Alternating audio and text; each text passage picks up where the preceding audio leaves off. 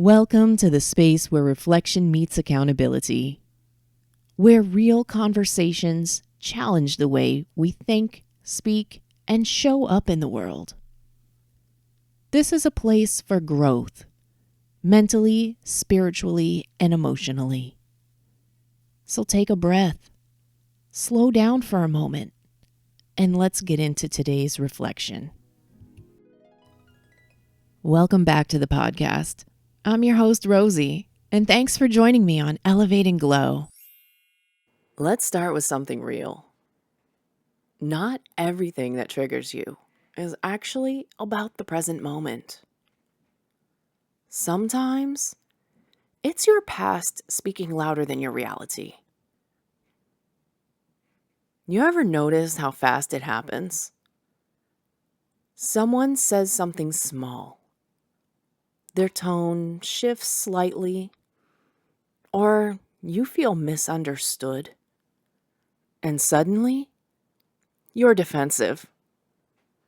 You're explaining, justifying, shutting down, or even snapping back.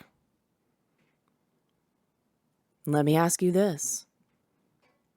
Have you ever reacted to something and later thought, that wasn't even that serious? So why did I respond like that? That right there, that's the moment you realize you're not fully in control of your emotional responses. And that's not weakness, that's conditioning. Most of us were never taught how to process emotions.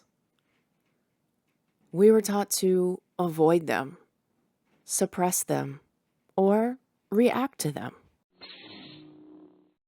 But very few of us were taught how to own them. Here's the truth. Defensiveness is not protection. It's a pattern. A learned response designed to keep you safe from discomfort. But what it actually does is keep you stuck. Here's a question for you. What are you really protecting when you get defensive? Your reputation? Your identity? Your fear of being wrong? Or your fear of not being enough? Because defensiveness doesn't come from confidence. It comes from perceived threat, even when no real threat exists. Let's break this down.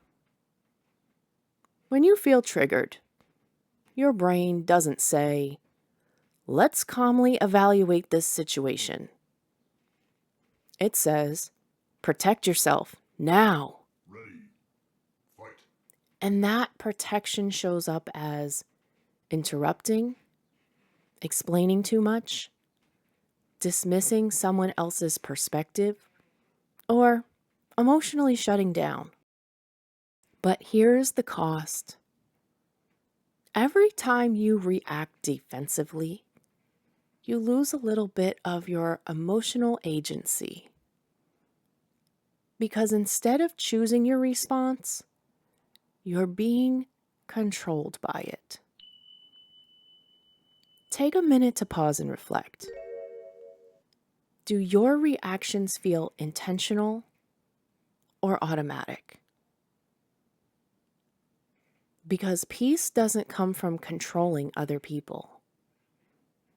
It comes from regaining control over yourself. Emotional agency means this.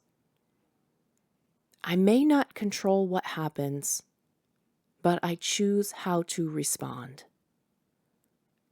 And no, that doesn't mean you won't feel triggered. It means you won't be ruled by the trigger. Let's shift the pattern. Next time you feel that defensive energy rise up, try this. Number 1, Notice it. Not after, but during. Say to yourself, that's my defensiveness showing up. Number 2, take a pause. You don't have to respond immediately. Silence is power. Number 3, name the feeling. Is it embarrassment, rejection, fear, or maybe insecurity? Number 4, choose your response, not from reaction, but from awareness. Let me ask you something deeper. What would change in your life if you stopped reacting and started responding? Think about your relationships, your communication, your peace of mind. Because here's what most people don't realize. Defensiveness doesn't just protect you from pain. It blocks connection. When you react defensively, what others experience is distance, resistance, and disconnection, even if that's not your intention. Here's a moment of truth. People don't feel safe with someone who is always in defense mode. They feel safe with someone who is open, grounded, and self-aware. And here's the deeper work. Your reactions, they aren't random. They're rooted in past experiences, old wounds, unresolved emotions, and beliefs you've carried for years. So when you reclaim your emotional agency, you're not just changing your reactions. You're rewriting your patterns. Here's a final reflection. Who would you become if you no longer felt the need to defend yourself all the time? Would you be more peaceful, more present, more connected? Because that version of you, it's already there.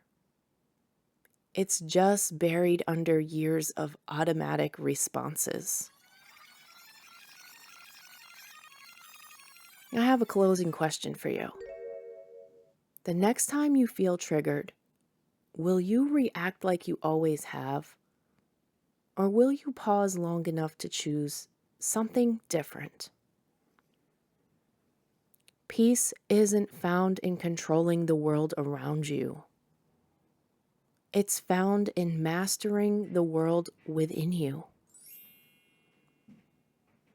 If this resonated with you, take this into your next conversation.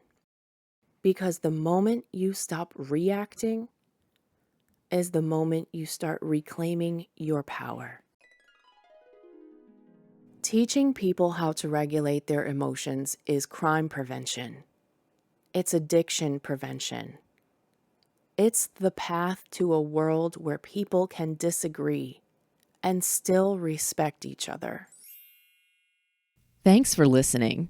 Until next time, stay aware, stay grounded, and keep growing. Elevate and glow.